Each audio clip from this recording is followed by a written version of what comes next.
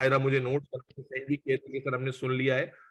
लेकिन कुछ बेचारे हमारे क्या कहूं मैं, नालायक कहना तो ऐसा ना हो दिल आजारी हो जाए, तो मैं ये कह देता हूं कि मसरूफ बच्चे जो थे ना वो नहीं सुन सके, और उन्होंने जो है ना वो टाइम नहीं निकाला, और उस वजह से वो रह गया था। तो लास्ट टाइम फिर मैंने आपको सेकंड चांस दिया था कि भाई आप जो है वो चले, कोई बात नहीं, अगर नहीं सुन सके तो ट्यूसडे वाली क्लास से पहले कर लीजिएगा। और आपने बड़ी पॉजिटिव होप जाहिर की थी कि जी हाँ आप हम लोग कर लेंगे सर। लेकिन आज जब मैंने रिमाइंडर दोबारा से ग्रुप पे डाला था कि भाई लेक्चर लाजमी सुन के रखिएगा, तो माशाल्लाह कुछ हमारे बच्चों का मैसेज आना शुरू हुआ कि सर वो तो लिंक ही नहीं खुल रहा है और फलाना ढिमकाना। अरे मेरे बहनों मेरे भाइयों, ऐसे क्यों करते हो? एक ये क्या 11th आवर पे थोड़ी सुनना था है जी? फ्राइडे के बाद सैटरडे संडे मंडे 3 दिन दरमियान में थे, तब ख्याल नहीं आया था। ये तो बहुत ही गलत बात है। तो अब अगर मैं पूछूंगा कि किसने सुना है और किसने नहीं सुना ना, फिर ऐसा ना हो कुछ बच्चों पे फिर गुस्सा आ जाए, गुस्सा। तो हम गुस्सा नहीं करते हैं, ठीक है जी। मैं हुस्न गुमान रखता हूं कि आप में से मैक्सिमम बच्चों ने इम्यूनिटी के फर्स्ट 2 सेशन सुने होंगे, ठीक है जी। और यस सर। जी कुछ कहना चाह रहे हैं? दरमियान में कोई आवाज आ रही थी, बोले। कोई आवाज नहीं है। अच्छा, तो हम लोगों ने बच्चों डिजीजेस एंड इम्यूनिटी का टॉपिक लास्ट सेशन में स्टार्ट किया था। और जैसा कि मैंने तुम लोगों को चैप्टर की हेडिंग में बताया था कि भाई डिजीजेस एंड इम्यूनिटी में 2 पार्ट हैं। We have to talk about diseases and immunity. Disease से रिलेटेड कुछ डिस्कशन हमारी ऑलरेडी हो गई थी, और इम्यूनिटी से रिलेटेड डिस्कशन का कुछ पार्ट आपने कवर कर लिया है, और बाकी पार्ट आज हम कवर करने की कोशिश करेंगे इंशाल्लाह ताला। तो और ये बात मैं बता चुका हूं कि ये चैप्टर हमारा इस यानी आप पहला ग्रुप होने वाले हैं जो एग्जाम में इसमें अपेयर होंगे, तो इसलिए जो है वो आपके लिए और ज्यादा इंपॉर्टेंट हो जाता है, क्योंकि जब कोई नया टॉपिक पास पेपर में यानी एग्जाम में आने वाला है, तो इसका मतलब है कि वो लाजमी आएगा पेपर में। तो ऐसा नहीं हो सकता कि डिजीज एंड इम्यूनिटी में से कोई क्वेश्चन ही ना आए। तो ये मान के चलें कि ये छोटा सा चैप्टर आपको एटलीस्ट जो है ना 4 to 5 मार्क्स तो देगा ही, पेपर 1 2 मिलाकर मिनिमम भी। चलो जी, तो डिजीजेस के ऊपर हमने बात शुरू की थी। और कोई नया बच्चा तो नहीं है ना आज की क्लास में? भाई सारे पुराने नाम ही नजर आ रहे हैं मुझे ऑलमोस्ट, मेरे ख्याल है। तो चले शुरू करते हैं। तो डिजीजेस एंड इम्यूनिटी में सबसे पहले तो हमने आपको बताया था डिजीज क्या होती है, ठीक है। एक बहस हुई थी डिजीज के ऊपर, और बड़ा इंटरेस्टिंग टॉपिक है। तो डिजीज के ऊपर हमने बात की थी कि डिजीज को हम डिफाइन कैसे करते हैं, ठीक है जी। तो आप लोगों ने अपना अपना इनपुट दिया था, और उसके बाद फिर हमने उस तमाम इनपुट को समझने के बाद फिर एक वेल डिफाइंड जो है ना डेफिनेशन डिजीज की आपके सामने रखी थी, जो कि तमाम डिजीजेस को कवर करती है, आपकी स्क्रीन पे मौजूद है इस वक्त। उसके बाद हमने डिजीज को क्लासिफाई किया था into pathogenic and non pathogenic diseases में। और मैंने आपको बताया था कि हमारे इस टॉपिक में, इस चैप्टर में जिन डिजीज के ऊपर या जिन टाइप ऑफ डिजीज के ऊपर हमने बात करनी थी वो पैथोजेनिक डिजीजेस थी। तो हमने फिर पैथोजेंस बताए थे, और पैथोजेंस जो कॉमन पैथोजेंस हैं उनके ग्रुप्स के नाम लिखे थे, और उनसे होने वाली जो कॉमन डिजीजेस हैं उनके नाम लिखे थे। और इतना ही हमें डिस्कस करना था, किसी भी डिजीज के डिटेल को डिस्कस हमने करना ही नहीं था, ठीक है। These were given just as examples. उसके बाद हमने आपको बताया था कि 2 चीजें जो डिजीज में डिस्कस करनी थी, एक था स्प्रेड ऑफ डिजीज, कि भाई डिजीज जो है वो स्प्रेड कब होती है, कैसे होती है स्प्रेड ऑफ डिजीज। तो स्प्रेड ऑफ डिजीज में आपके पास हमने 4 रूट्स आपको समझाए थे। एयरबोर्न स्प्रेड होता है, वाटरबोर्न स्प्रेड होता है, इंसेक्ट बाइट के थ्रू हो सकती है, और कंटामिनेशन बाय टच के थ्रू हो सकती है। और इसके ऊपर भी हमने एग्जाम्पल से रेफरेंस दिया था आपको। और उसके बाद मैंने कहा था डिजीजेस के अंदर लास्ट डिस्कशन जो है वो control of spread of disease की होगी, कि भाई अगर डिजीज को, इसके स्प्रेड को हम रोकना चाहते हैं तो कैसे रोकेंगे। कंट्रोल ऑफ स्प्रेड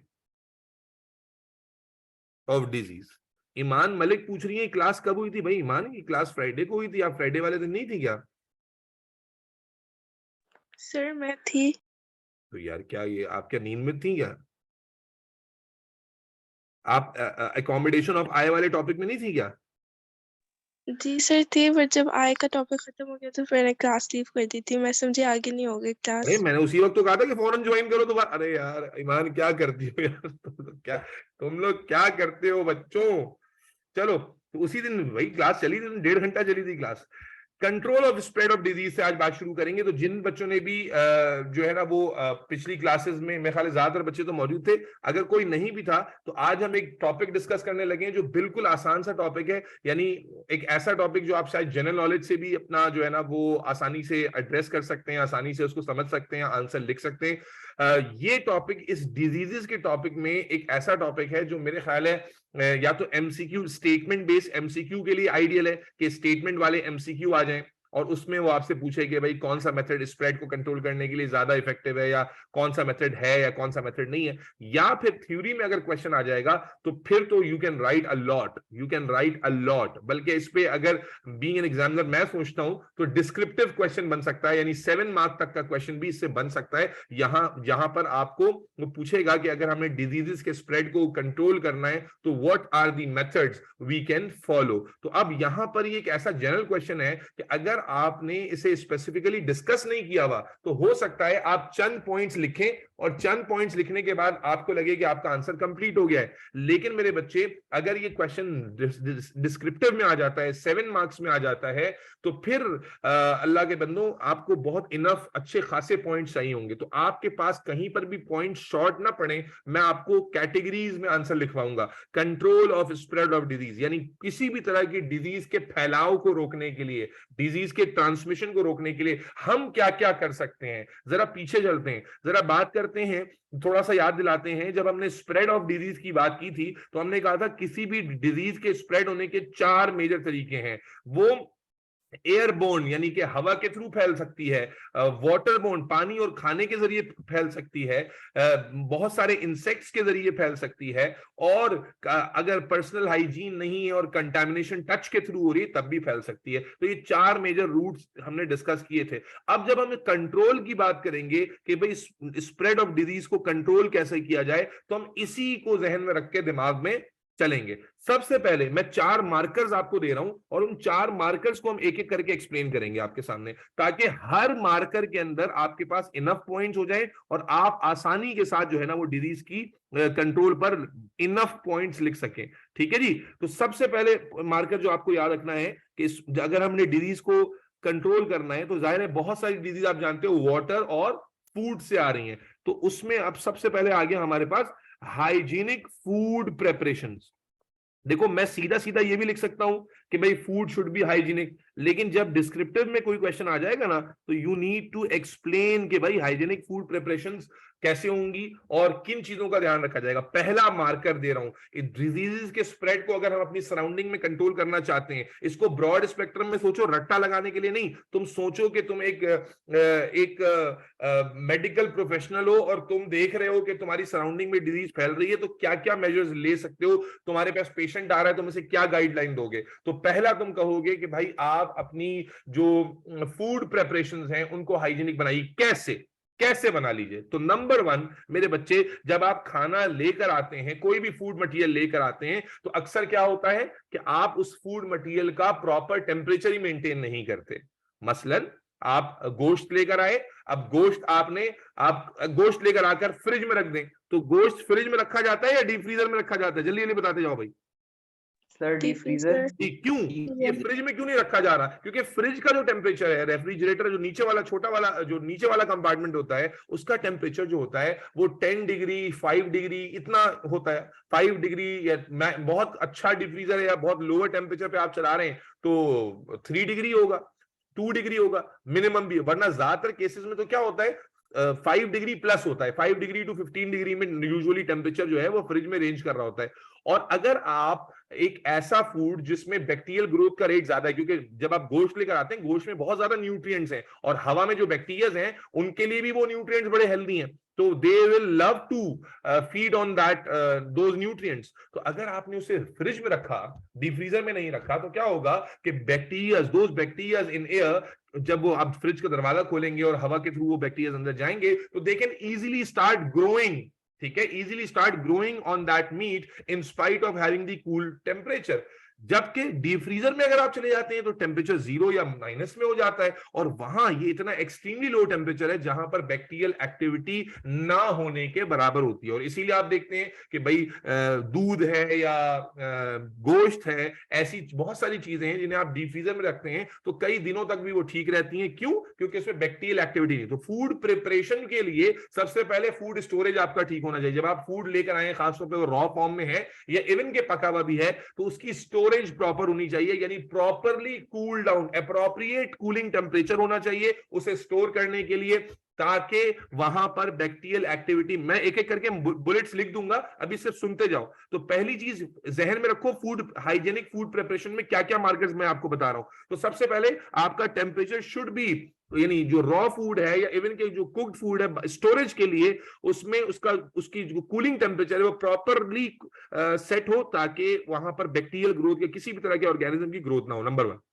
नंबर 2, अब आप फूड कुक करने बैठे, तो जब आप फूड कुक करने बैठेंगे तो मेरे भाई अब आपको नेक्स्ट काम क्या करना है कि आप जब फूड कुकिंग स्टार्ट करेंगे तो अपने आप को आपने अपनी हाइजीन को आपने मेंटेन करना है। आप खाना पकाने बैठ गए है जी, आपने ना हाथ धोए, बाहर से आए थे, बल्कि बाहर से क्या आए थे, आप अभी थोड़ी देर पहले वॉशरूम से ही आए थे, आपने कहा यार खाना बनाने में देर हो रही है, तो वॉशरूम में आपको ख्याल आया अरे खाना बनाने में देर हो रही है, आप ने वॉशरूम से फारिग हुए और उसके बाद बस बगैर हाथ मुंह धोए आ गए और डायरेक्टली अब वो जो गोश्त पड़ा हुआ था ना उसमें मसाला लगाना शुरू कर दिया। ठीक है, I know it will sound weird और बड़ा गंदा सा लग रहा होगा सुनने में, बट बात समझाने के लिए मैं ये कह रहा हूं क्या कि आपने अपनी, या आपके नाखून बहुत बड़े हैं, आपके नेल्स बहुत बड़े हैं, आपके नेल्स बड़े में, उन नेल्स के अंदर दुनिया जहां की डर्ट इकट्ठा हुई भी है और उसी से आप मसाला लगाए जा रहे हैं। या अगर आप खुद ऐसा नहीं करते तो आप अक्सर रोड साइड फूड पे ऐसा देखते हैं, अक्सर आप रोड साइड फूड पे, स्ट्रीट फूड पे ऐसा देखते हैं कि जनाब आली आप, वो कहते हैं ना उर्दू में मुहावरा होता है, जितना गलीज उतना लजीज, जितना गलीज उतना लजीज। वो जनाब आली जो बन कबाब वाला है या जनाब आली जो फ्रेंच फ्राइज वाला है, वो क्या कर रहा है, वो पसीना भी अपने हाथ से पूछे जा रहा है और फिर वही हाथ जो है ना उसी से फ्राइज में चाट मसाला भी डाल रहा है और आपको वो पूरा मिक्स करके दे रहा है। आप कह रहे हैं यार वाह क्या मजा आ रहा है। जो पानी पूरी वाला है, गोलगप्पे वाला है, वो भी ऐसा ही कर रहा है कि जनाब अली पसीना भी पोंछ रहा है, मैल भी निकल रही है और रास्ते भर की हवा, इसकी गर्द भी उसमें जा रही है और वो जनाब अली उसी हाथ से बना के दे रहा है, खा रहे हैं। तो अगेन ये हाइजीनिक फूड प्रिपरेशन तो नहीं हुई। तो हाइजीनिक फूड प्रिपरेशन में पहला मार्कर क्या है बेटा कि हमारा जो स्टोरेज टेम्परेचर है, फूड स्टोरेज टेम्परेचर जो है ना वो प्रॉपरली कूल डाउन हो,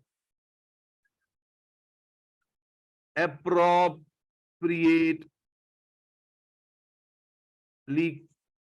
कोल्ड। सेकेंड मार्कर क्या कहा हमने कि फूड प्रेपरेशन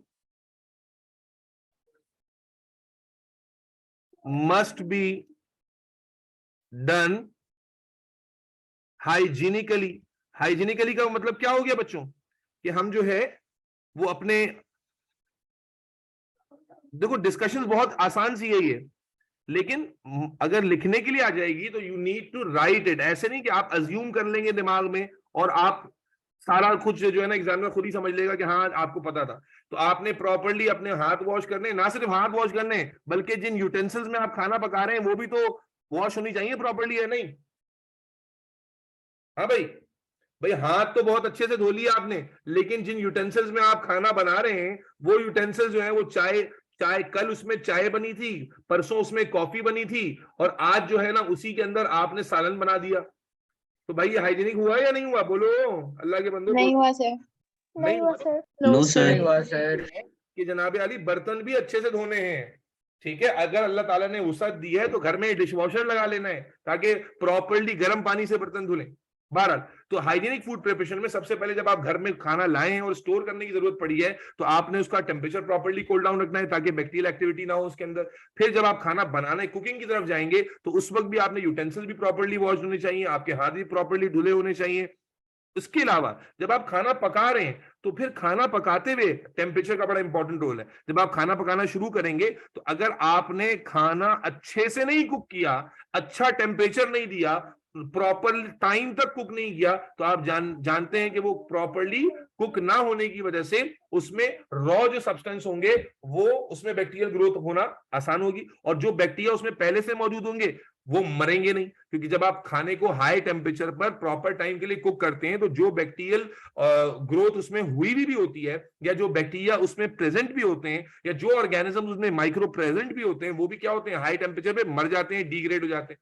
लेकिन अगर आपने खाना जल्दबाजी में पकाया और जनाबे अली बस ले खा मर वाली पॉलिसी जो होती है ना कि बस धड़ा धड़ बस कुछ ना कुछ बना दिया, आज अम्मी ने ईमान मलिक को कह दिया बेटा आज हम जा रहे हैं, ठीक है, तो आज जो है ना ऐसा करना ईमान, जब हम लोग रात में आएंगे ना तो आज तुम कुछ कुकिंग कर लेना। ईमान ने कहा बहुत अच्छा। अब ईमान जो है ना अम्मी अब्बू के जाने के बाद नेटफ्लिक्स लगा के बैठ गई और नेटफ्लिक्स पे कोई वेब सीरीज देखना शुरू कर दी इन्होंने। अब एक एपिसोड, दूसरा एपिसोड, तीसरा एपिसोड। अब जनाब तीसरा एपिसोड के एंड पे इनको याद आया कि अम्मी अब्बू तो आने वाले हैं, तो अब ईमान उठी, इन्होंने चिकन निकाली, चिकन निकालने के बाद उसको डाला पतीली में, ना बर्तन धोया, कुछ नहीं किया, जल्दी जल्दी गड़बड़, बस चूल्हा जलाया, तेल डाला, लहसुन डाला, अदरक डाला और धर धर धर धर धर धर करके जैसे ही उसमें कुछ नजर आना शुरू हुआ कि शायद पक गया है वैसे ही छोड़ दिया। तो यहाँ क्या हुआ, प्रॉपरली कुक नहीं होगा तो एक तो फ्लेवर तो गया भाड़ में, वो जो उसमें अगर बैक्टीरियल ऑर्गेनिजम्स हैं जो लाजमी होते हैं वो प्रॉपरली किल ही नहीं होंगे हाई टेम्परेचर पे जो किल होने चाहिए,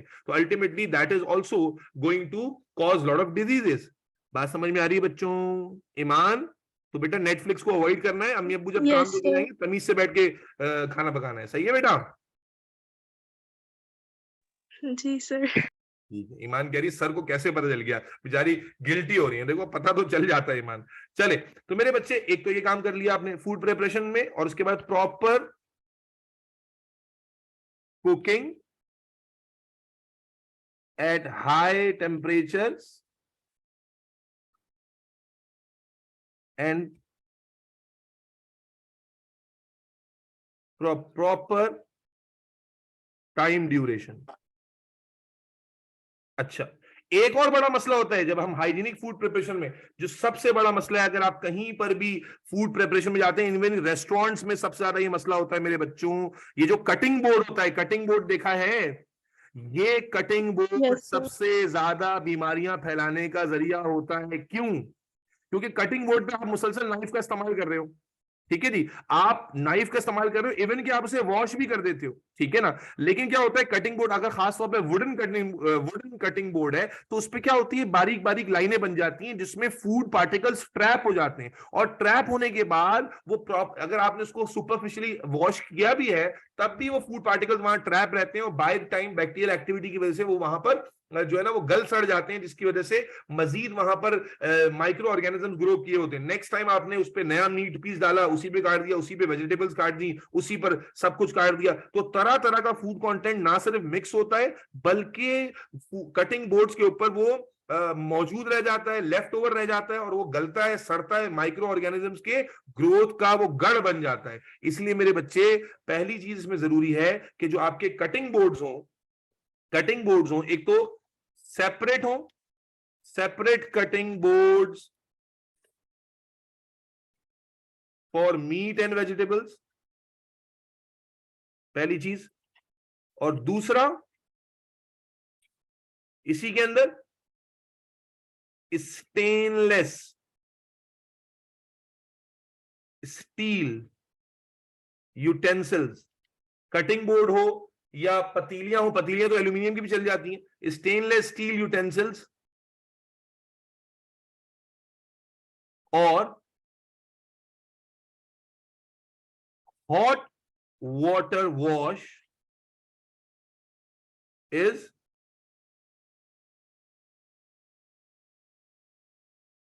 सेटिस्फैक्टरी। अगर आप या तो स्टेनलेस स्टील के यूटेंसिल इस्तेमाल करें, लेकिन आप जानते हैं स्टील बहुत महंगा है, अगर स्टील के बर्तन इस्तेमाल करना शुरू करेंगे, हर चीज स्टील की होगी, तो मेरे ख्याल है सारे घर का बजट किचन में ही लग जाएगा। तो दूसरा ऑप्शन क्या है कि आप जब बर्तन धोते हैं, जितने भी यूटेंसिल वॉश करते हैं, तो गर्म पानी का इस्तेमाल करें। इसलिए मैंने थोड़ी देर पहले डिश वॉशर की बात की थी कि डिश वॉशर में एक अच्छी बात ये होती है कि डिश वॉशर जो है जब आप बर्तन उसमें धोते हैं तो गर्म पानी का इस्तेमाल होता है और वो अच्छे से धुलते हैं, और एंटी बैक्टीरियल इफेक्ट उसके अंदर मौजूद होता है गर्म पानी की वजह से, जिसकी वजह से उस पर किसी भी तरह का माइक्रो ऑर्गेनिज्म अगर ग्रो कर रहा है तो वो वाइप आउट हो जाता है। तो मेरे बच्चे समझने की बात क्या है कि हाई, जो हमने कहा था कि स्प्रेड ऑफ डिजीज को कंट्रोल करने की बात है, बहुत लंबा टॉपिक है। जो मैंने शुरू में कहा था कि इन जनरल जब पूछा जाता है ना, बच्चा कहता है ये तो बच्चों वाली बात है, लेकिन जब एग्जामिनर आपसे हलक में उंगली डाल के स्पेसिफिक क्वेश्चंस पूछेगा और आपके पास पॉइंट्स पूरे नहीं होंगे तो आप अपने आंसर को कंप्लीट नहीं कर पाएंगे। And this is what is जो है ना वो this is what the reason कि हम लोग ये लिख के कर रहे हैं। तो हाइजीनिक फूड प्रिपरेशन पहला मार्कर क्या है, डिजीज के स्प्रेड को अगर हमने कंट्रोल करना है तो हमारी जो फूड प्रिपरेशन है वो हाइजीनिक होनी चाहिए। फूड प्रिपरेशन में फूड का जब स्टोरेज है तो टेम्परेचर उसका जो है वो प्रॉपरली उसको मेंटेन किया जाए ताकि उसमें बैक्टीरियल ग्रोथ ना हो। जब फूड प्रिपरेशन करने जाए तो हमारे हाथ वाथ धुले होने चाहिए, यूटेंसिल्स धुले होने चाहिए, हेयर टाइड होने चाहिए, ठीक है, जो हेयर टाइड हो, हेयर मास्क पहना हुआ हो ताकि हमारे बाल वाल ना गिरना शुरू हो जाए या डैंड्रफ ना गिरना शुरू हो जाए। डैंड्रफ भी आप जानते हैं फंगल ग्रोथ होती है। इसी तरह जो हमारी कुकिंग है वो प्रॉपर टाइम के लिए हो और प्रॉपर टेम्परेचर पे हो। इसके अलावा फिर हम जब कटिंग बोर्ड इस्तेमाल करते हैं तो वो कटिंग बोर्ड्स को प्रॉपर्ली गर्म पानी से वॉश किया जाए, सेपरेट कटिंग बोर्ड्स इस्तेमाल किए जाए। तो इन सारी चीजों से हम मेक श्योर करेंगे कि हमारी जो फूड प्रिपरेशन है वो हाइजीनिक हो। Is that clear Afifa? Yes, sir. जिक्रा, सुभान दीवान, मुस्कान, मुजना, माज, Clear, sir. Clear, sir. हम अभी Yes, sir. मार्कर कंप्लीट किया है which is hygienic food preparation. मैं फिर कह दूं जो टॉपिक हम लोग डिस्कस कर रहे हैं वो बहुत आसान है, बट मैं सिर्फ उसको लैबोरेट इसलिए कर रहा हूं कि अगर ये टॉपिक इसी मार्कर के हिसाब से पूछा गया तो तुम्हारे पास ये एटलीस्ट आइडियाज डिस्कस होने से तुम आप पॉइंट्स को कंप्लीट कर सकते हो। ठीक है जी। तो अब आ गया हमारे पास हाइजीनिक फूड प्रिपरेशन, ये पहला मार्कर पूरा हो गया। अब और क्या कर सकते हैं? तो भाई अब जो हमारी डिजीज है वो कैसे कैसे फैल रही है। नंबर वन, फूड से फैल रही थी, तो फूड को तो हमने देख लिया कि फूड को हम हाइजीनिक तरीके से प्रिपेयर करेंगे तो हो जाएगा। दूसरा कहां से फैल रही थी? पानी से, वाटर से। तो अब जरा वाटर के ऊपर आ जाते हैं, ठीक है जी, कि पानी का कैसा ध्यान रखेंगे। ठीक है जी। तो अब आ जाए सैनिटेशन। जी बेटा। सर ये स्टेनलेस स्टील जो आपने पढ़ाया था हमें, ये बेनिफिशियल कैसे होती है? बेटा स्टील जो होती है ना, जो स्टील है या मेटल्स में एल्यूमिनियम के ऊपर आपने केमिस्ट्री में पढ़ा होगा ऑक्साइड लेयर आ जाती है इस वजह से। और स्टील या वैसे तो प्लैटिनम भी हो सकता है, गोल्ड भी, लेकिन वो तो बहुत ही महंगे हो जाएंगे। इन मेटल्स में बैक्टीरियल ग्रोथ नहीं होती। इन मेटल्स पे बैक्टीरिया ग्रो नहीं कर सकता, बैक्टीरिया के लिए आइडियल मीडियम नहीं होते। इसलिए अगर आपके पास आप देखें जो स्टील की वाटर बॉटल्स आती हैं, थर्मोस फ्लास्क आते हैं, बड़े महंगे होते हैं। क्यों महंगे होते हैं? क्योंकि स्टील में, जैसे प्लास्टिक के अंदर क्या है कि एयर जाएगी ना, तो प्लास्टिक जो है ना वो एक आइडियल एनवायरनमेंट होता है बैक्टीरियल ग्रोथ के लिए। तो वहां पर जो है ना आप प्लास्टिक की कोई भी बॉटल ले रहे हैं तो जितना भी आप उसे धो लें, साफ सुथरा रख लें, आप नोटिस भी करेंगे उसमें स्मेल आ जाती है, मुख्तलिफ चीजें हो जाती हैं। स्टील के साथ ऐसा नहीं होता। तो स्टील के अलावा प्लैटिनम गोल्ड भी इस्तेमाल कर सकते हैं, लेकिन वो तो बहुत ही महंगे हो जाएंगे। तो इसलिए अगर स्टेनलेस स्टील की चीजें हों, आप नोटिस कीजिए पुराने जमाने में लोग स्टील के बर्तनों में खाते थे, स्टील के ग्लासेस में पीते थे, या मिट्टी के ग्लासेस का इस्तेमाल करते थे, ठीक है, जो चिकनी मिट्टी होती है। तो इनके अपने फायदे हुआ करते थे। तो स्टील का जो वन ऑफ द बेस्ट जो और आज तो मॉडर्न साइंस हमें समझा रही है, पहले तो हम कहते थे कि यानी ये गरीब लोग स्टील के बर्तनों में खाते हैं, आज तो अमीर लोग जो है वो स्टील का इस्तेमाल कर रहे हैं। ठीक है, कॉपर, यस कॉपर का इस्तेमाल हो सकता है, लेकिन वही बात है ना, कॉपर है या सिल्वर है या गोल्ड है, ये महंगे बहुत ज्यादा हैं स्टील के मुकाबले में। तो इसलिए जो है स्टील जो है वो हम ज्यादा इन सारे मेटल्स के मुकाबले में ज्यादा अफोर्डेबल होता है। इसलिए स्टील के अगर बर्तन इस्तेमाल हो रहे हैं, जाहिर है कि थोड़ी खूबसूरती तो मुतासिर होगी। अगर आप सोचे घर में मेहमान आए और आप स्टील के प्लेटों में खाना दे दें, हालांकि इसमें कोई बुराई नहीं है, लेकिन हमने बस वो मेंटल स्टैंडर्ड्स अपने लिए सेट कर लिए हैं कि नहीं ये वो बिल्कुल जनाब शीशे का ही होना चाहिए और फलाना, भले से नुकसान क्यों ना हो जाए। बहरहाल जो एक अलग डिस्कशन है। तो इसलिए स्टील जो है बेहतर होता है। जी बेटा सुभान दीवान, बात समझ में आ गई? Aamna Hafeez? Yes sir. Yes, sir. चले अब आ जाओ बेटा, सैनिटेशन की बात कर रहे थे। तो सैनिटेशन में क्या है? अब मेरे बच्चे एक बहुत बड़ा मसला है, बहुत बड़ा मसला है। आप तो पाकिस्तान में रहते हैं माशाल्लाह, ये नहीं कि कोई बाहर मुल्क में रहते हो कि हम कहें कि यार आपने शायद देखा ना हो। तो पाकिस्तान में हमारा जो सैनिटरी सिस्टम है, हमारा जो सीवेज वाटर है, या हमारा जो पूरा वाटरिंग सिस्टम है, चाहे वो पीने का पानी का हो, चाहे वो ड्रेनेज वाटर हो या सीवेज वाटर हो, उसका कोई निजाम ही नहीं है, निजाम ही नहीं है। बहुत कम, माँ सिवाय अगर आपके घर वालों में से या आप में से कोई आर्मी वाले घर से ताल्लुक रखता है तो भाई आपकी आपकी बात नहीं हो रही, आप लोग इलीट ऑफ दिस कंट्री हैं, ठीक है। No offence, I love, obviously we love our defence forces, लेकिन ये भी एक रियलिटी है कि जितनी भी सहूलियात हैं उन्हीं लोगों के लिए, बाकी अवाम तो पीछे खच्चर है बस, तो इसलिए उनकी बात नहीं हो रही। लेकिन apart from all those area जो under the military, under the army आते हैं, उसके अलावा तो अगर आप ओवरऑल घूम ले, डिफेंस जैसे इलाकों में भी जो है ना अजीब ही निजाम है, पानी का कोई निजाम नहीं है, पानी आ नहीं रहा, लाइन का वाटर फिल्टर्ड नहीं है। अव्वल तो लाइन का पानी जो पीने का पानी है वो आता ही नहीं है, जिसे हम मीठा पानी कहते हैं, वो आता ही नहीं है। और अगर कहीं पर आ भी रहा है तो पीछे कैसे आ रहा है, क्या उसमें प्रॉपर फिल्टर्स लगे हुए हैं, क्या उसमें ब्लीचिंग एजेंट्स डले हुए हैं, क्या उसमें मिनरल्स एडेड हैं, या कहीं एक्सेसिव मिनरल्स तो नहीं है, कुछ भी नहीं पता। क्या उसमें एंटी बैक्टीरियल एजेंट्स डाले गए हैं, कुछ पता नहीं है। तो इसलिए जनाब आज देख रहे हैं आप, पूरा पाकिस्तान जो है खरीद के पानी पी रहा है। अजीब बात है कि पानी एक बेसिक नेसेसिटी है, लेकिन हम कितने लोग हैं, मेरे ख्याल है ये ब्लेसिंग सिर्फ जो है ना, जो हमारे नॉर्दर्न साइड वाले लोग हैं, ये कोयटा वाले लोग हैं, या इस तरफ जो पूरी आबादी है, अल्लाह ताला ने इनको ये खुशनसीबी दी है कि आज तक वो मेरे ख्याल है फ्रेश आबशारों का पानी पी रहे होंगे।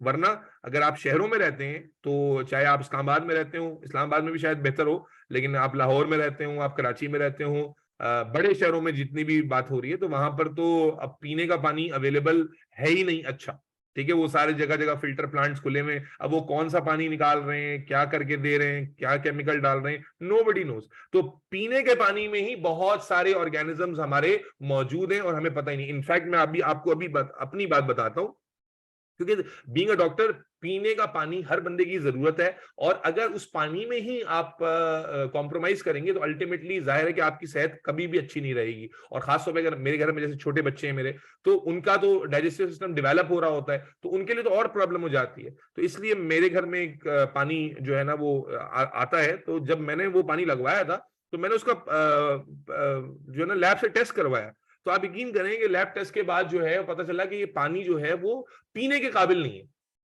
मेरे घर में पानी काफी अरसे से आ रहा था, यानी मैं तो वही पी रहा था बहुत अरसे से, हम सारे घर वाले वही पी रहे थे। बच्चों की वजह से मैंने कहा क्या थोड़ा सेंसिटिव हो जाते हैं, तो मैंने कहा चलो इसका टेस्ट करा लेते हैं, क्यों अगर ठीक आ गया तो इसी को कंटिन्यू करेंगे, नहीं तो दूसरा पानी लगवा लेंगे। तो एक अच्छा आरओ प्लांट जो कहते हैं ना, आरओ प्लांट का पानी, तो वो आरओ प्लांट का पानी आ रहा था, लेकिन जनाब वो मैंने ईसा लैब से टेस्ट कराया तो पता चला कि जनाब वो उसकी जमाम उसमें सीडोमोनास आर्जिनोजा एक बैक्टीरिया होता है, खतरनाक बैक्टीरिया होता है, खतरनाक, यानी ऐसा खतरनाक बैक्टीरिया है कि अगर इसका इन्फेक्शन हो जाता है तो बंदा आईसीयू तक पहुंचता है। वो उस पानी में मौजूद था, उस पानी में मौजूद था, और हम माशाल्लाह पी रहे थे, अल्हम्दुलिल्लाह, बस अल्लाह ने बचा के रखा हुआ था। लेकिन कहने का मकसद ये कि हम जो एक खरीद के पानी पी रहे हैं, जो बदाए देखने में एक साफ पानी है, लेकिन जाहिर है वो साफ पानी क्यों है कि उसने भाई उसका टेस्ट अच्छा कर दिया, उसके मिनरल्स बैलेंस कर दिए, लेकिन उसमें एंटी बैक्टीरियल इफेक्ट के लिए जो चीजें होती हैं, जो फिल्ट्रेशन है, जो कार्बन एक्टिवेशन है, वो सब कौन करेगा भाई? वो तो एक डेवलप कंट्री में होती है ना। यहाँ तो हर किसी को बस बिजनेस करना है, पानी बेचना है तो बस बेचो। उस जगह पे हम चले जाते हैं, एक्वाफीना या नेस्ले को देखते हैं, तो डेफिनेटली ये मल्टीनेशनल कंपनीज हैं, ये निकाल के अच्छा करके बेच रही हैं, लेकिन इनका पानी इतना महंगा है कि मेरा नहीं ख्याल कि एक सैलरीड बंदा जो है ना, अगर 5 अफराद की फैमिली है तो वो सिर्फ ये वाला पानी पे गुजारा कर सके, बड़ा मुश्किल काम है, बड़ा कॉस्ट इफेक्टिव नहीं पड़ेगा। तो कहने का मकसद ये है कि पहली चीज तो ड्रिंकिंग वाटर का सिस्टम, तो ड्रिंकिंग वाटर के अगर स्प्रेड को कंट्रोल करना है, हमने ड्रिंकिंग वाटर के थ्रू जो डिजीज हम कैच कर रहे हैं, तो उसमें हम क्या कर सकते हैं? तो हमें कोई भी पानी मिले, सबसे पहले हमें उसे बॉयल करना है। क्यों बॉयल करना है? क्योंकि असल कंसर्न क्या है कि हमारा उसमें माइक्रो ऑर्गेनिज्म अगर आ रहे हैं तो उनको हमें मारना है। तो वो कैसे मरेंगे? जब आप उसे हाई टेम्परेचर पे बॉयल करेंगे तो मोस्ट लाइकली जो माइक्रो ऑर्गेनिज्म उसमें मौजूद है वो मर जाएंगे। तो ड्रिंकिंग वाटर के लिए तो हम क्या कर लेंगे? उसे बेटा बोलो, बॉयल कर लेंगे। करेंगे वाटर, ठीक है, boil sir. Boil drinking water before use. अब मुझे बताओ, ये किताबी है यानी बाय बुक तो ये कहना आसान है, लेकिन प्रैक्टिकली कितने घरों में हो रहा है? ईमानदारी से बताओ, तुम इतने सारे बच्चे मौजूद हो, आयमा आपके घर में पानी क्या हर वक्त बॉयल किया जा रहा होता है? सर सिर्फ दादो करती हैं और कोई नहीं करता। अब दादो को तुम लोग खप्ती समझते होगे कि ये खप्ती हैं, बार बार क्यों करती हैं, है ना? नहीं, वो सिर्फ अपने लिए बॉयल कर लेती हैं, बाकी सब ये नेस्ले वगैरह का ही पीते हैं। अच्छा, नेस्ले वगैरह। ओ भाई, अमीर पार्टी है यार, अमीर पार्टी है भाई, अमीर पार्टी। जी माज, आप क्या कहना चाह रहे हैं? जी माज, ये क्या चाहता कि हमारे घर में पानी बॉयल होता है। आपके घर में पानी बॉयल होता है, लेकिन क्या मैक्सिमम लोगों के घर में पानी बॉयल होता है? No sir. नहीं होता। जो पानी आ रहा है बस हम पी रहे हैं, और हर घर में आई एम वेरी श्योर कि एक्वाफीना या नेस्ले तो नहीं आ रहा होगा ना। तो इसका मतलब क्या हुआ, सर। हम जो पानी पी रहे हैं वो पानी जो है वो कैसा है हमें पता नहीं, तो बहुत सारी डिजीज तो हम उस पानी से ही कैच कर लेते हैं। और फिर चलो, एक तो है कि घर का पानी है, किसी एक आरओ प्लांट से आ रहा है, तो फिर भी हम एक्सपेक्ट कर सकते हैं कि यार एक अच्छे इलाके का आरओ प्लांट है, कोई रिस्पेक्टेबल बंदा है। लेकिन अगर हम बाहर खाना पीना कर रहे हैं, और बाहर खाना पीना कर रहे हैं, तो बाहर खाने पीने में आपने कई दफा नोटिस किया होगा रेस्टोरेंट्स में कि जनाब वो पानी की बोतल लाके रखते हैं। अब बहुत सारे रेस्टोरेंट्स में तो एक्वाफीना ही है इस्तेमाल करते हैं, लेकिन बहुत सारे रेस्टोरेंट्स में वो लोकली बोतल लाके रख देते हैं, कोई भी लोकल जो वेंडर की होती है, तो वेंडर की, तो आपको पता ही नहीं है कि ये प्रॉपर पानी है भी या नहीं है, या पता नहीं क्या बना के दे दिया। तो ड्रिंकिंग वाटर का बॉयल होना बहुत जरूरी है, या तो पीछे से बॉयल होकर आ रहा हो या आप घर में उससे बॉयल करें, एक बार बॉयल कर लेना जरूरी है। लेको हो गई कि अगर आप बॉईल करके पानी पी रहे हैं तो यू आर मेकिंग श्योर कि आप माइक्रो ऑर्गेनिज्म का इंटेक मिनिमम कर देंगे। लेकिन what about the sewage water? अब आप कहेंगे सर सीवेज वाटर तो हम बहा देते हैं, सीवेज वाटर से हमें डिजीज कैसे मिलेगी? Sir what about filtered water directly from the tap? Filtered water directly from the tap. मेरे बच्चे देखें, जो डेवलप्ड कंट्रीज है ना, जो पानी वो अपनी लाइनों में छोड़ रहे हैं, ये अफीफा ने सवाल पूछा है कि फिल्टर्ड वाटर क्या से मुराद क्या है। जब हम फिल्टरेशन कहते हैं, आपने केमिस्ट्री में पढ़ा होगा ये, अगर नहीं पढ़ा है तो शायद आप पढ़ेंगे, केमिस्ट्री में आपका एक टॉपिक भी है एयर एटमॉस्फेयर के चैप्टर में, कि फिल्टरेशन जब हम कहते हैं ना पानी की, तो उसमें कार्बन एक्टिवेशन शामिल है, जिसमें बैक्टीरिया को मार देना शामिल है। ठीक है, तो अगर पानी जो आपको सप्लाई हो रहा है लाइन में, जो आपके टैप में आ रहा है, वो प्रॉपरली फिल्टर्ड है, यानी उसकी रिवर्स ऑस्मोसिस भी हुई हुई है, उसके मिनरल भी बैलेंस्ड हुए हुए हैं, उसमें जो है ना वो उसकी डर्ट को भी रिमूव किया गया है, उसके माइक्रो ऑर्गेनिज्म, तो फिर नलके से पिए, कोई मसला थोड़ी है इसमें, कोई मसला नहीं है इसमें। ठीक है, और आप देखते ही हैं दुनिया जहां में, आपने मूवीज में देखा होगा है जी, बाहर मुल्कों में क्या होता है कि जनाब आली नलका खोला, वॉशरूम में गए, वहीं नलका खोला, वहीं से पानी पिए और आ गए। आप और मैं तसव्वुर नहीं कर सकते कि वॉशरूम वाले नलके से जाकर हम पानी लगा के मुंह लगा के पी लें, हैं टोटी पे मुंह लगा के पीने का तसव्वुर कर सकते हैं? उल्टी आना शुरू हो जाएगी, गैग आना शुरू हो जाएगा। क्यों? क्योंकि ना हमारे वॉशरूम इस काबिल है और ना हमारा पानी इस काबिल है। ठीक है जी, तो वो जो हमारे, हम तो बेचारे थर्ड वर्ल्ड कंट्री में रह रहे हैं, लेकिन जो हमारे डेवलप्ड कंट्रीज में बाकायदा पूरा एक वाटर फिल्ट्रेशन सिस्टम है। और अजीब बात है, मैं बच्चों को बताता हूँ, हंसते भी हैं, लेकिन सच बात है कि मेरे बच्चे, वहां क्या निजाम चल रहा है कि जो पानी आपने कमोड में फ्लश किया है, वही पानी घूमकर आपके नल में आता है और आप उसे पीते हैं। मतलब डायरेक्टली नहीं आता, वही पानी सारी लाइन और सिस्टम से जो है वो कहां जा रहा है? उनके वाटर फिल्ट्रेशन सिस्टम्स में जा रहा है, और वहां पर उसी पानी को फिल्टर किया जा रहा है और दोबारा से रीयूजेबल बनाया जा रहा है, और जितना हिस्सा उसका रीयूजेबल है वो वापस आपकी लाइन में सप्लाई हो रहा है। समझ में आ रही बात? तो हम बात ये कर रहे थे कि भाई बॉयल, चलो ड्रिंकिंग के थ्रू तो हमने बचा लिया अपने आप को बॉयल करके, लेकिन जो हमारा सीवेज वाटर है ये भी बहुत सारी डिजीज को फैला रहा है। अब आप कहें सर सीवेज वाटर को हम पी थोड़ी रहे, वो कैसे फैलाएगा डिजीज? अरे भाई आप पी नहीं रहे, लेकिन ये जो हमारा सीवेज वाटर है, मेरे बच्चे डायरेक्टली से खेतों में बहा देते हैं, डायरेक्टली। मैं कराची में मलीर सिटी में रहता हूँ, मलीर सिटी में एक बहुत बड़ी नदी है जिसे मलीर नदी कहते हैं, और मलीर की जो सब्जियां हैं ना, वेजिटेबल्स, वो पूरी कराची में सबसे बेस्ट मानी जाती हैं। मलीर की जो मिर्ची है और मलीर का अमरूद है, ये बड़ा मशहूर है। ठीक है ना, बड़ा अच्छी सब्जियां होती हैं। लेकिन मैंने खुद देखा है कि मलीर नदी के अंदर जो है वो जो पानी है वो कौन सा, कोई फ्रेश वाटर नहीं हो रहा, वो जो पूरा सीवेज का पानी है उसी को छोड़ देते हैं। यानी जो पूरा जो रेजिडेंशियल सीवेज है ना, वो सारा पानी डायरेक्ट वहीं जा रहा है। अब अच्छा, अब आप कहें सर ये तो उसमें नुकसान क्या है? क्योंकि आपने, अगर आपको थोड़ी केमिस्ट्री का अंदाजा है तो आप कहते हैं कि सर उसमें तो ऑर्गेनिक फर्टिलाइजर है जी, ऑर्गेनिक वेस्ट है, तो वो तो प्लांट्स के लिए फायदा होता है। बिल्कुल होता है, लेकिन मेरे बच्चे दुनिया जहां में क्या होता है कि जो सीवेज वाटर है उसे डायरेक्टली नहीं छोड़ दिया जाता था, बल्कि उसमें से जो टॉक्सिक वेस्ट है उसे अलग किया जाता है और उसके बाद फिर उसे छोड़ा जाता है, सिर्फ फर्टिलाइजर वाले मटेरियल को सेपरेट करके। यहाँ क्या है, हम विदाउट एनी फिल्ट्रेशन, जनाब उसमें किचन के वाटर का पानी भी है, उसमें जनाब आली वो सारे वॉशरूम्स का भी वेस्ट भी है, सब कुछ है, और वो सारा खेतों में डाल दिया। अब उसी पानी में सब्जियां उग रही हैं, उसी पानी से धुल रही हैं, और वही सब्जियां जो है ना, वो जो सब्जी वाला आपको बेच के जाता है, और आप भी बहुत काहिल हैं। जब सब्जी आती है तो ना आप उसे प्रॉपरली धोना जरूरी समझते हैं, और ना उसे प्रॉपरली जो है ना वो वॉश कर रहे हैं, और बस पका दिया उसको। या जैसे टमाटर आ गया या क्यूकम्बर आ गए, तो अक्सर वो क्या होता है, या कैरेट्स आ गए, आपने उठाया, हल्का सा पानी मारा और ऐसी काटना खाना शुरू कर दिया। तो अब आपको पता नहीं है कि ये किस पानी से धुलकर आई है, कहीं ये सीवेज वाटर से धुल के तो नहीं आई भी।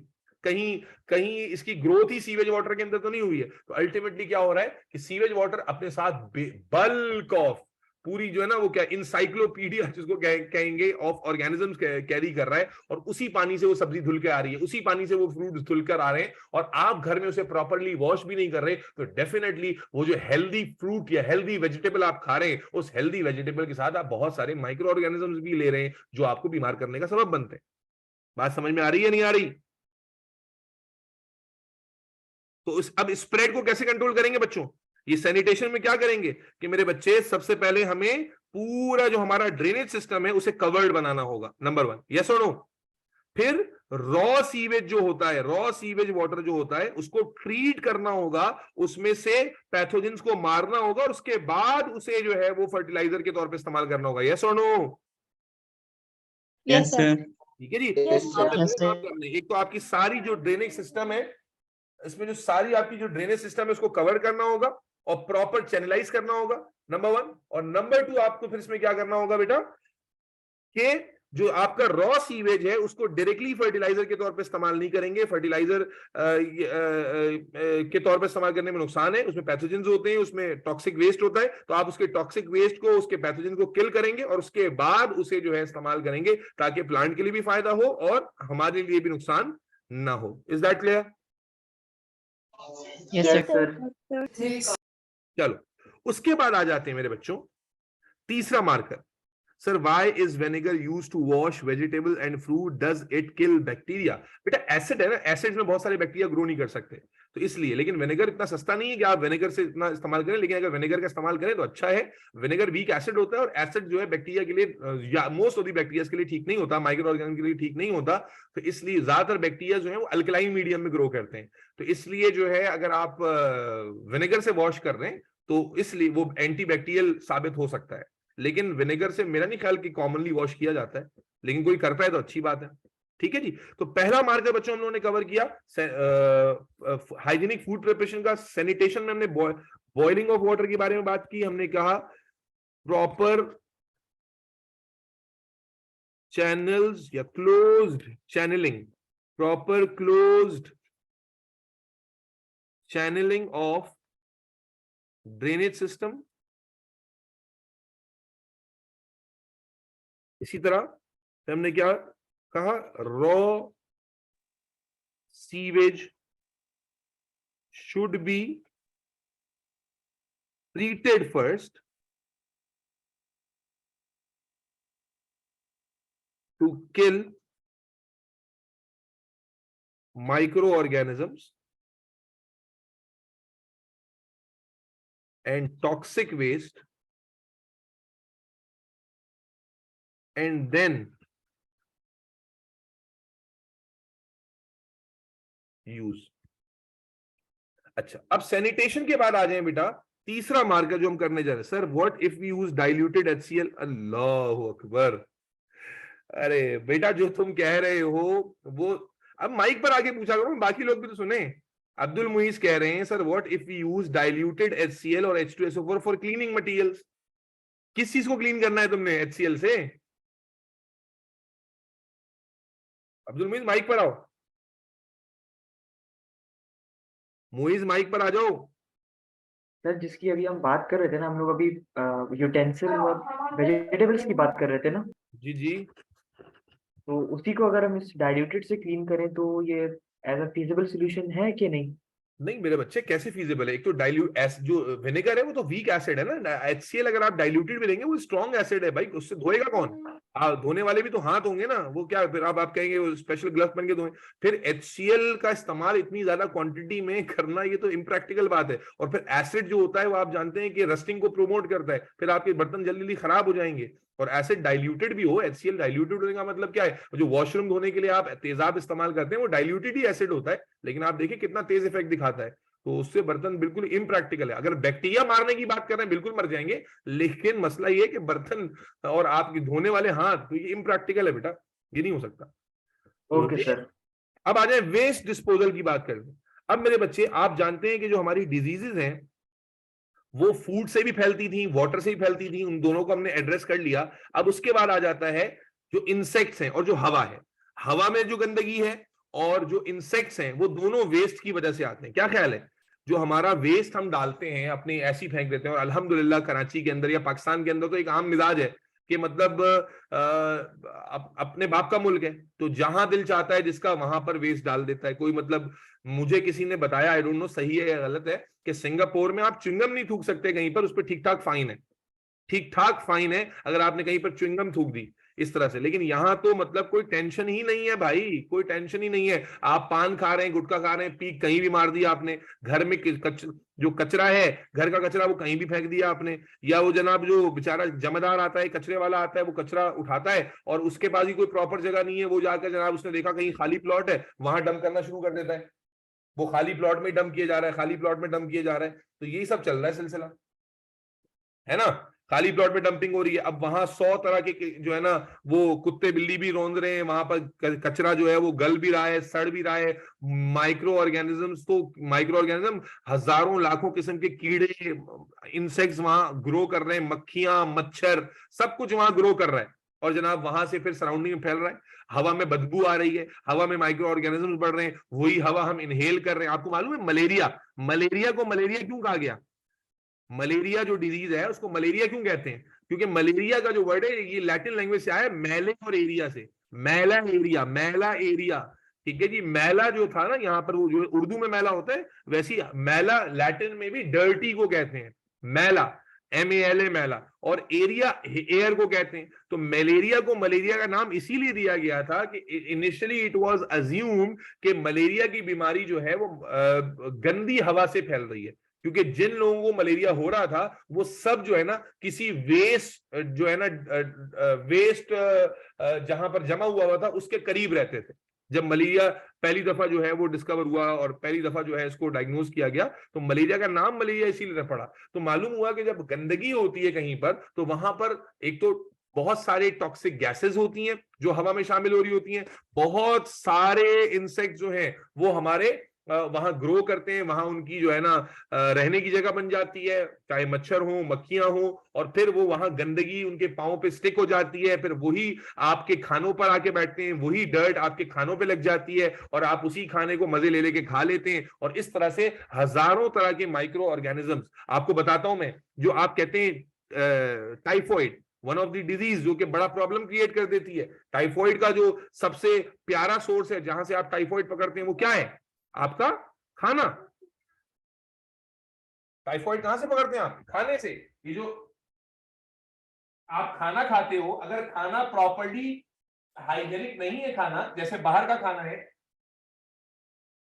जैसे बाहर का खाना है, तो वो क्या कर रहा है कि उसमें तरह तरह के मक्खियां मच्छर बैठ रहे हैं आकर। तो अल्टीमेटली क्या हो रहा है, वो पता नहीं मक्खी मच्छर किस कचरे कुंडी से पहले बैठे थे, फिर वो आपके खाने पे आके बैठ गए, आपने खा लिया उसको। या आपने देखा है वो बर्तन धो रहा होता है कैसे, एक ही पानी उसमें प्लेट डालता है, ऐसे हिलाता है, फिर वो प्लेट निकाल देता है, उसी में चटनी डालता है, उसी में बन कबाब रखता है, आपको दे देता है, आप खा लेते हो।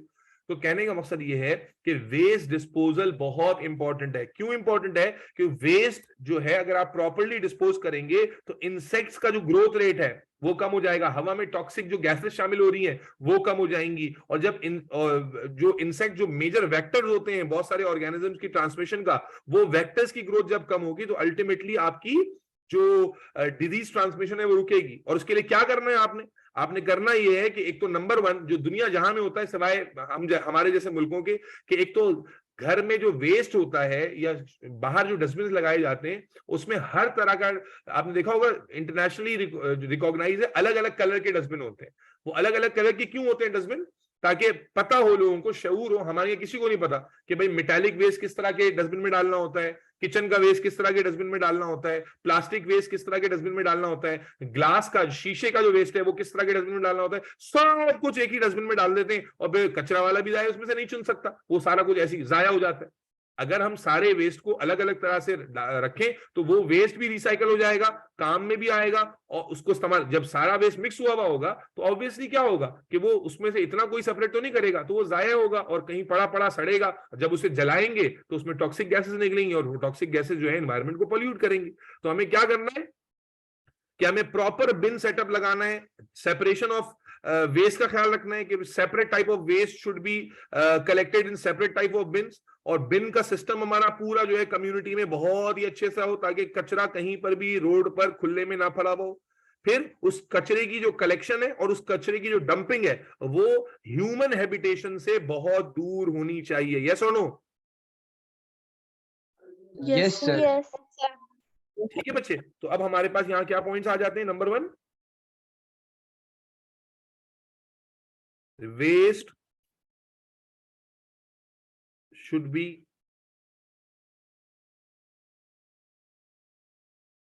collected and dumped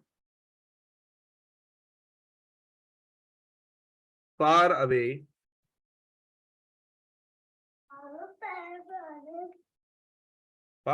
from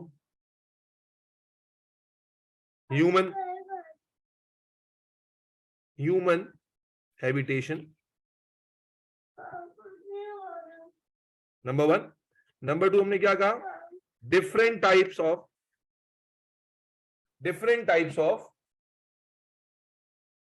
waste,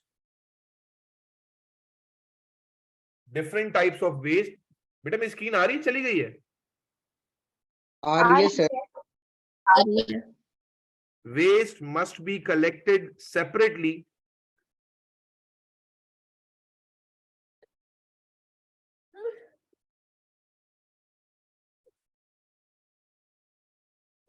number 1। Number 2, number 3 क्या हो गया? अवॉइड बर्निंग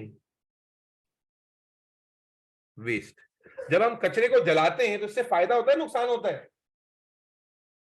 नुकसान होता है सर। नुकसान होता है सर। जब हम कचरे को जलाते हैं हमें तो शॉर्टकट दिखा कि कचरा खत्म हो गया, लेकिन मेरे बच्चे क्या हो रहा है? नुकसान क्या हो रहा है कि हजारों किस्म के टॉक्सिक मटेरियल जो है एनवायरनमेंट में चले जाते हैं, और वो ये जो हम कहते हैं ना कि भाई ये डिजीज पहले तो नहीं सुनी थी, आज कैसे हो गई? आपके दादा नाना कहते हैं हमने तो नहीं सुनी, हमारे जमाने में तो नहीं, ये अचानक से कहां से हो गई? मेरे बच्चे, होता यही है कि इसी तरह की हरकतों से जब आप नई नई तरह की चीजें एनवायरनमेंट में ऐड करते हैं तो बहुत सारे ऑर्गेनिजम्स जो है ना, जो पहले हार्मफुल नहीं थे, हो सकता है कि वो उन इफेक्ट्स की वजह से म्यूटेट हो जाते हैं और वो now they become pathogenic, now they become harmful. और अगर ऑर्गेनिज्म ना भी हो, डायरेक्टली वो टॉक्सिक गैसेस जब आप इनहेल करते हैं तो वो आपके इम्यून सिस्टम को कमजोर करती है, आपको तरह तरह के साइड इफेक्ट देती है। अभी रिसेंटली कराची की खबर है कि जनाब कराची के पता नहीं किस इलाके में जो है वो टॉक्सिक गैस फैलने से 16 लोग मर गए। 16 लोग मर गए, कोई पूछने वाला नहीं है, कोई पूछने वाला नहीं है। भाई फैक्ट्री का वेस्ट था, उसको जला दिया, जलाने से क्या हुआ? हवा में गैसेस रिलीज हुई हैं और लोग मर गए। तो डिजीज सिर्फ पैथोजेनिक तो नहीं है, हर तरह जिससे आपको नुकसान पहुंचेगा वो डिजीज ही है। तो टॉक्सिक गैसेस इनहेल करने की वजह से लोग मर रहे हैं, बीमार हो रहे हैं, लंग डिजीज हो रही है, लंग कैंसर हो रहे हैं। तो अवॉइड बर्निंग दी वेस्ट, क्या करना है उसको? रादर क्या करना होता है? फिर अगर बर्न नहीं करें तो क्या करें? रिसाइकल कर लें सारे वेस्ट को, डंप कुछ भी ना करें। तो कर सकते हैं ना बेटा, डंप तो कर सकते हैं, लैंडफिल्स में डंप करना होगा ताकि वो वहां पर डिग्रेड हो, डिग्रेड होने के बाद वो ऑर्गेनिक जो है ना वो फर्टिलाइजर का पार्ट बन जाए, ऑर्गेनिक पार्ट, ऑर्गेनिकली जो ब्रेक डाउन हो जाए, सिंप्लीफाई हो जाए और मिक्स होके खत्म हो जाए। ठीक है जी, ये बात समझ में आ गई बच्चों? Yes sir. Yes sir. तो मेरे बच्चे, ये हमारे कुछ बेसिक से मार्कर्स है जिनको हमने डिस्कस किया। दोबारा से एक बार रिपीट कर दूं कि हम बात कर रहे थे control of spread of disease की। ठीक है जी, हमने कहा कि डिजीज का स्प्रेड हम कैसे कैसे कंट्रोल कर सकते हैं। तो हमने बेसिकली 3 चीजों को टारगेट किया। हम अपनी फूड प्रिपरेशंस को हाइजीनिक बना सकते हैं, उसके लिए हम क्या क्या कर सकते हैं। अब अगर आप सारे पॉइंट्स को जोड़ेंगे तो बहुत ज्यादा पॉइंट्स बनते हैं और आप आसानी से कितने भी मार्क का आंसर पूरा कर सकते हैं। फूड प्रिपरेशंस को हमने हाइजीनिक बनाना है, अपने वाटर सिस्टम को हमने, चाहे पीने का पानी हो या सीवेज वाटर हो, उसका हमने उसका ध्यान रखना है हमने। और इसके अलावा जो है वेस्ट डिस्पोजल वाले मार्कर में हमने वेस्ट की जो डंपिंग है उसका ख्याल रखना है, वेस्ट की जो सेग्रीगेशन है, सेपरेशन है, उसका ख्याल रखना है। इन सब चीजों से हम अपने डिजीजेस ट्रांसमिशन के रेट को काफी हद तक कंट्रोल कर सकते हैं। एनी क्वेश्चंस बेटा? No sir. No, sir. No, No sir. question. चलो बेटा, ये थोड़ी सी बोरिंग सी डिस्कशन थी। अब फाइनली हम लोग इंटरेस्टिंग पार्ट की तरफ जा रहे हैं। डिजीजेस का टॉपिक खत्म हो गया। हमने बताया था चैप्टर में कि डिजीजेस एंड इम्यूनिटी ये दो टॉपिक हैं। डिजीजेस खत्म, अब इम्यूनिटी पे चलते हैं। तो मुझे जल्दी से बता दो, इम्यूनिटी का जो मैंने 2 सेशन सुनने के लिए कहा था, किस किसने सुन लिए? Sir, सुन Sir, लिया मैंने मैंने। नहीं, जिन्होंने लास्ट टाइम नहीं सुने थे, अब जिन्होंने सुन लिए उनकी बात कर रहा हूं। जी जिक्रा, आपने नहीं सुना हुआ था, आपने सुन लिए? जी जिक्रा, जिक्रा का जवाब नहीं आ रहा। जी सर, सुन लिए। चलो मेरे बच्चे, जिन्होंने सुन लिए हैं, और मैं मान के ही चलूंगा कि आपने सुन लिए हैं, तो आज मैं आपको वहां से 3rd सेशन से कंटिन्यू करूंगा इम्यूनिटी का। ठीक है जी, इम्यूनिटी के 3rd सेशन से कंटिन्यू करेंगे। और ये बात आज आपको बड़ी मजेदार भी सीखने को मिलेगी इम्यूनिटी में। आज जो बात मैं इम्यूनिटी में आपको पढ़ा रहा हूं बचे हुए टाइम में, वो है टाइप्स ऑफ इम्यूनिटी। ठीक है, इम्यूनिटी के इंट्रोडक्शन पर बात 2 सेशंस में ऑलरेडी हो चुकी है। तो आज हम जो बात आपके साथ शुरू कर रहे हैं वो टाइप्स ऑफ इम्यूनिटी से है। ठीक है जी, टाइप्स ऑफ इम्यूनिटी। मेरे बच्चों, हमारी बॉडी में इम्यूनिटी 2 टाइप की है। एक को हम कहते हैं एक्टिव इम्यूनिटी, और एक को हम कहते हैं पैसिव इम्यूनिटी। हमारी बॉडी में 2 तरह की इम्यूनिटी पाई जाती है, एक्टिव इम्यूनिटी, और बोलो भाई ये समझने वाली बात है। और नए बच्चे जो हैं क्लासेस से जुड़े हैं, आप क्वेश्चन पूछ सकते हैं अगर कंफ्यूजन हो जाए तो। एक्टिव इम्यूनिटी और पैसिव इम्यूनिटी, और this is one of the topic जो इसमें कॉन्सेप्ट बेस है, और ये एग्जाम में आने के चांस भी ज्यादा है। किसी भी बॉडी में 2 तरह की इम्यूनिटीज होती हैं, एक्टिव और पैसिव। अब अक्सर बच्चों को बहुत ज्यादा कंफ्यूजन रहती है दोनों में। मैं आपको समझाता हूं और एग्जाम्पल बताऊंगा। असल एग्जाम्पल आपको याद रखनी है, लेकिन कॉन्सेप्ट इसलिए दे रहा हूं क्योंकि एग्जाम्पल वैसे समझ में नहीं आएगी। बेटा, वो इम्यूनिटी जो आपकी बॉडी खुद डेवलप करे, लिसन एवरीबॉडी केयरफुली, वो इम्यूनिटी जो आपकी बॉडी खुद डेवलप करे उसे हम एक्टिव इम्यूनिटी कहते हैं। और वो इम्यूनिटी जो आपकी बॉडी ने, यानी आप यूं समझ लीजिए कि वो इम्यूनिटी जो आपकी बॉडी ने एक्टिवली डेवलप की हो, खुद डेवलप की है, एक्टिवली आपकी बॉडी की इम्यूनिटी है, वो इम्यूनिटी एक्टिव इम्यूनिटी कहलाती है। जबकि वो इम्यूनिटी जो आपने उधार पर ली है, आपकी बॉडी ने डेवलप नहीं की, आपने उधार लिया है किसी से, आपने किसी से लेंड की है वो immunity, that immunity is passive immunity. अब आपको जब ये मैं बोलता हूं तो आप कहते हैं है सर उधार कैसे होती है इम्यूनिटी? अभी आपको एग्जांपल देंगे, बात समझ में आ जाएगी। तो पहले बेसिक समझ लीजिए, और कंफ्यूजन नहीं होनी चाहिए। ऐसा समझना है कि एक्टिव और पैसिव इम्यूनिटी का डिफरेंस समझ लो बेटा। एक्टिव इम्यूनिटी क्या है बच्चे? मैंने क्या कहा? वो इम्यूनिटी जो आपकी बॉडी खुद डेवलप करती है। मेरी बॉडी जो इम्यूनिटी डेवलप कर रही है, आपकी बॉडीज जो इम्यूनिटी डेवलप कर रही है, वो एक्टिव इम्यूनिटीज है। जबकि पैसिव इम्यूनिटी जो है वो इम्यूनिटी है जो आप डेवलप नहीं कर रहे, बल्कि आपको उधार में मिलती है दूसरों से। ठीक है जी। और क्यों, यहां लिखता भी आता हूं मैं, ये आपकी बॉडी ने डेवलप की है, बॉडीज ओन इम्यूनिटी, और इसीलिए ये लॉन्ग टर्म इम्यूनिटी हो। जब बॉडी आपकी डेवलप करेगी तो ये इम्यूनिटी कैसी होगी? सुभान दीवान, लॉन्ग टर्म इम्यूनिटी होगी। हिबा दीवान, सुभान दीवान, बात समझ में आ रही है बेटा? जी सर। यहां हम क्या कह रहे हैं? टेकन फ्रॉम एक्सटर्नल सोर्स, किसी भी आपकी बॉडी की नहीं है, किसी एक्सटर्नल सोर्स से हम ये इम्यूनिटी हासिल करते हैं। इसीलिए शॉर्ट टर्म होती है, क्योंकि आपकी बॉडी की अपनी इम्यूनिटी नहीं है, तो इसीलिए इम्यूनिटी लंबे अरसे तक नहीं चलती। अब ज्यादा सस्पेंस ना क्रिएट करके अगर मैं आपको एग्जांपल दूं तो बेहतरीन समझ में आ जाएगा। पैसिव की बता रहा हूं, बहुत एग्जांपल्स हैं। नंबर 1, जब आप पैदा नहीं हुए थे, इंट्रा यूट्राइन लाइफ में थे, तवज्जो से सुनना बच्चों बात को, जब आप इंट्रा यूट्राइन लाइफ में थे, आइमा, इफ्रा, जिक्रा, सारे ही थे, आपके नाम इसलिए ले रहा हूं, मुतवज्जा कर रहा हूं आपको, कि जब इंट्रा यूट्राइन लाइफ में थे और आपकी इम्यूनिटी उस वक्त डेवलप नहीं हुई थी, तो आपका सर्वाइवल आपकी मदर की ब्लड पे हो रहा था, जो प्लासेंटा के थ्रू आपकी बॉडी में आ रहा था। तो माँ का जो ब्लड, यानी मदर का जो ब्लड प्लासेंटा के थ्रू आपकी बॉडी में आ रहा था, उस जो अम्मी की इम्यूनिटी थी, अम्मी की एंटीबॉडीज थी, अम्मी के जो व्हाइट ब्लड सेल्स थे, अम्मी की जो डिफेंस फोर्सेस थी, अम्मी के जो इम्यूनिटी थी, वही इम्यूनिटी आपको मिल रही थी। आपकी बॉडी ने डेवलप नहीं की थी, आप उस वक्त सरवाइव कर रहे थे आपकी अपनी अम्मा की इम्यूनिटी पर। तो ये इम्यूनिटी जो आपकी बॉडी में उस वक्त थी, दैट वाज पैसिव इम्यूनिटी। इसी तरह जब आप पैदा भी हो गए, पैदा होने के बाद भी जब आप मदर फीड कर रहे होते हैं तो आपकी बॉडी तो उस वक्त कमजोर होती है, आपका इम्यून सिस्टम तो डेवलप हो रहा होता है। तो उस वक्त भी जब एक बच्चा मदर फीड कर रहा होता है तो आप रिप्रोडक्शन में भी पढ़ेंगे कि मदर फीड के अंदर बहुत ज्यादा क्वांटिटी में क्या शामिल होती है, एंटीबॉडीज, ठीक है, जो कि हमारी इम्यून प्रोटीन्स होती हैं, तो वो आप मदर से हासिल कर रहे थे, ठीक है। तो ये आपकी अपनी बॉडी ने नहीं बनाए थे उस वक्त भी आप एंटीबॉडीज किससे हासिल कर रहे थे, अपनी मदर से। तो ये इम्यूनिटी भी आप कहां से ले रहे थे, अपनी मदर से ले रहे थे, आपकी बॉडी ने डेवलप नहीं की थी। तो ये यानी ब्रेस्ट मिल्क के थ्रू जो इम्यूनिटी आपको हासिल हो रही है या प्लासेंटल ब्लड के थ्रू जो इम्यूनिटी आपको हासिल हो रही है, ये किसकी एग्जांपल है बेटा, पैसिव इम्यूनिटी की। Is that clear? Passive immunity. ना सिर्फ Yes, sir. ना सिर्फ ये, बल्कि जब आप बीमार पड़ते हैं और आप एंटीबायोटिक खाते हैं, जब आप बीमार पड़ते हैं और एंटीबायोटिक खाते हैं, या कभी आप हज उम्रे पे जाएं, फ्लू शॉट्स का नाम सुना है आपने, फ्लू शॉट्स, कि भाई फ्लू शॉट लगवा रहे हैं, यस सर। ठीक है ना। Yes, तो sir. ये सारी भी क्या है, फ्लू शॉट्स में क्या होते हैं, बनी बनाई एंटीबॉडीज होती हैं जो आपको पिला दी जाती हैं, बनी बनाई। वैक्सीन नहीं है वो, फ्लू वैक्सीन नहीं होती वो, फ्लू शॉट कहलाता है वो, ठीक है। आम लफ्जों में कोई वैक्सीन कहते हैं अलग बात है, वैक्सीन बिल्कुल अलग चीज होती है। फ्लू शॉट्स हैं या एंटीबायोटिक्स जब आप खाते हैं, तो ये भी क्या है, रेडीमेड इम्यूनिटी है जो आप ले लेते हैं और ये शॉर्ट टर्म तक आपकी बॉडी में इफेक्टिव रहती है, अपना काम करती है और उसके बाद खत्म हो जाती है।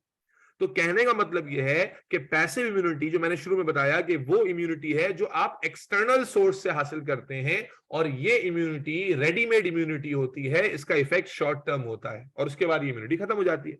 हाउएवर एक्टिव इम्यूनिटी वो इम्यूनिटी है जो आपकी बॉडी डेवलप करती है। मतलब कैसे डेवलप करती है, मिसाल के तौर पे आपकी बॉडी में, आप चूंकि जिन बच्चों ने दोनों लेक्चर सुने में हैं पहले वाले, वो आसानी से रिलेट कर लेंगे। जब आपकी बॉडी में कोई ऑर्गेनिज्म आता है तो हमारी बॉडी का मैकेनिज्म हमने आपको शुरू के सेशन में बताया था, injecting antibodies in body in the face of vaccines is passive immunity. ये आप मुझे पूछ रही है, बता रही है ईमान मलिक? सर बता रही हूँ। देखिए वैक्सीन का वर्ड इस्तेमाल ना करें, मैंने अभी आपको पॉइंट आउट किया कि वैक्सीन बिल्कुल मुख्तलिफ चीज होती है। हम उसे कॉमन लैंग्वेज में वैक्सीन कह देते हैं, आप उसे एंटीबॉडी ही कहें, कि जो आप एंटीबॉडी शॉट्स लेते हैं, फ्लू शॉट्स या कोई भी ऐसी, वो पैसिव इम्यूनिटी है। वैक्सीन पैसिव इम्यूनिटी नहीं होती, वैक्सीन एक्टिव इम्यूनिटी होती है। आप जब इसे वैक्सीन का वर्ड लगा रहे हैं, गलत है, ये टेक्निकली गलत हो जाएगा।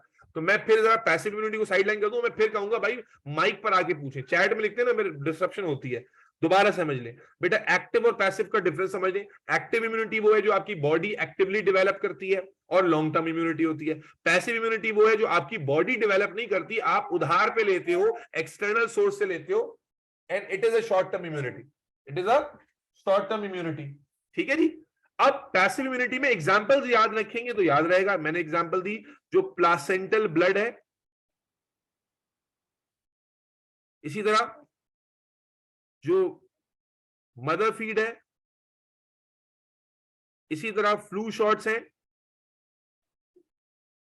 या इसी तरह एंटीबायोटिक्स हैं, ये सब पैसिव इम्यूनिटी में आ जाते हैं, पैसिव इम्यूनिटी में आ जाते हैं, ठीक है जी। अब एक्टिव इम्यूनिटी पर बात शुरू कर रहा हूं। एक्टिव इम्यूनिटी क्या थी? एक्टिव इम्यूनिटी वो है जो आपकी बॉडी खुद डेवलप करती है। अरे भाई अलीना बतूल आई एम न्यू, अरे मैंने शुरू में पूछा था कोई नया बच्चा तो नहीं है, आपने उस वक्त क्यों नहीं बताया बच्चे? अलीना अभी रुकना क्लास के बाद, अभी क्लास एंड करूंगा तो रुकना 2 मिनट।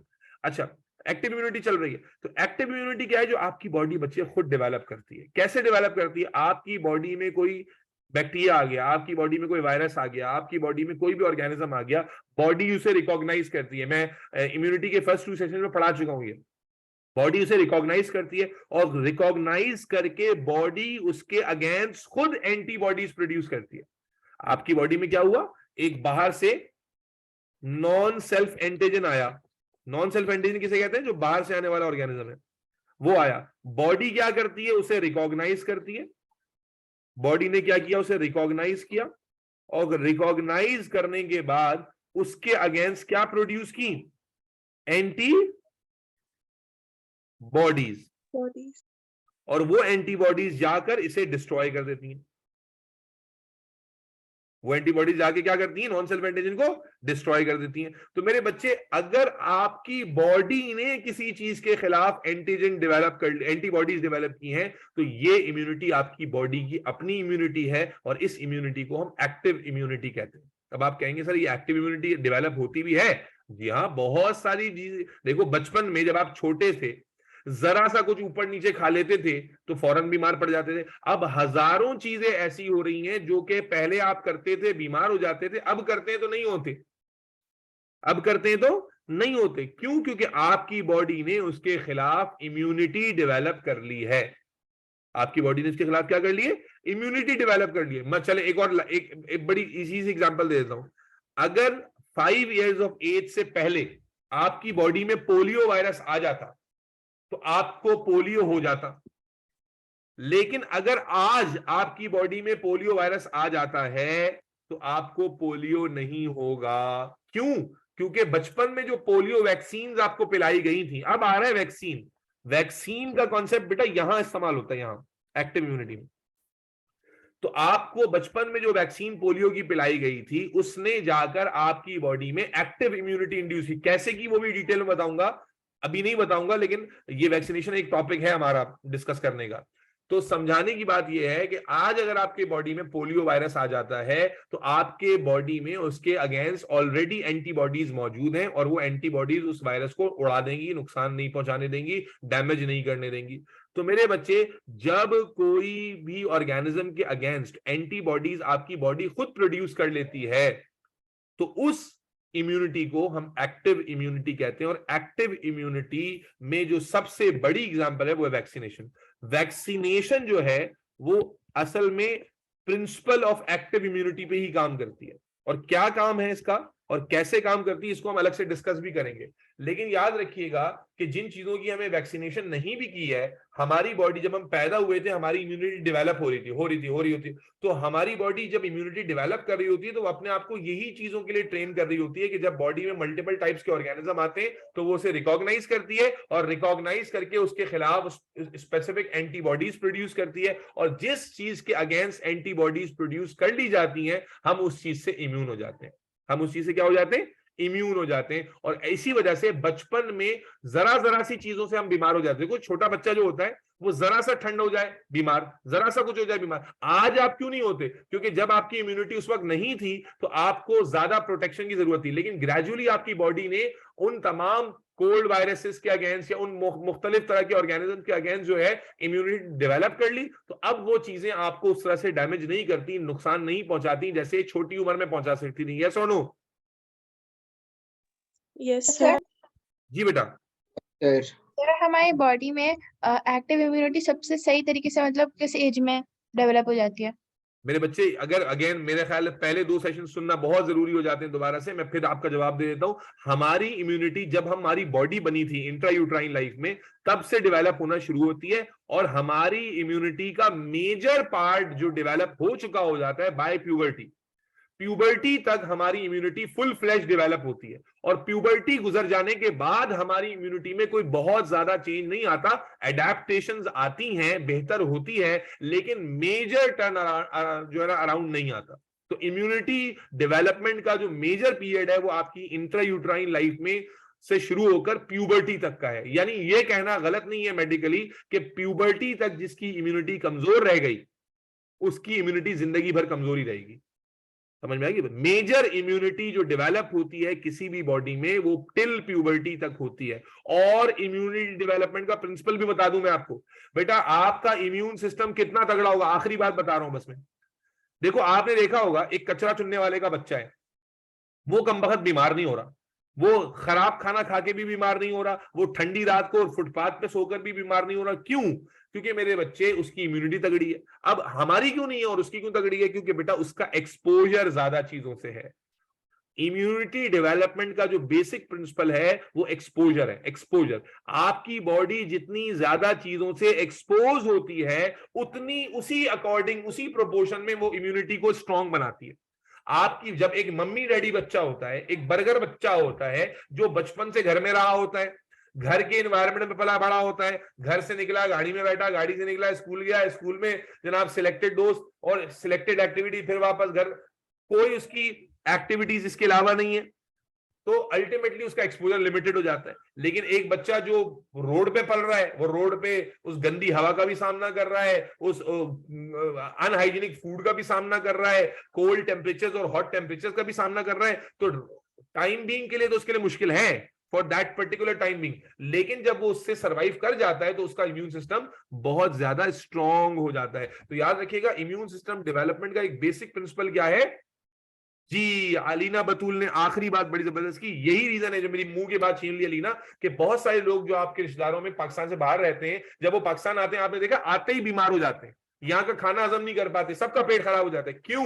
क्योंकि यहाँ का एनवायरनमेंट इंतहाई अनहाइजीनिक एनवायरनमेंट है। अब हम लोग तो यूज्ड टू हो गए, हमारा इम्यून सिस्टम उनसे तगड़ा है। जब हम वो वहां रहते हैं और वहां पर एक क्लीन एनवायरनमेंट में रहने के आदी हो जाते हैं, तो अल्टीमेटली जैसे ही वो यहाँ आते हैं तो उनका इम्यून सिस्टम यहाँ के लिहाज से अप्रोप्रिएटली कॉम्पिटेंट नहीं होता।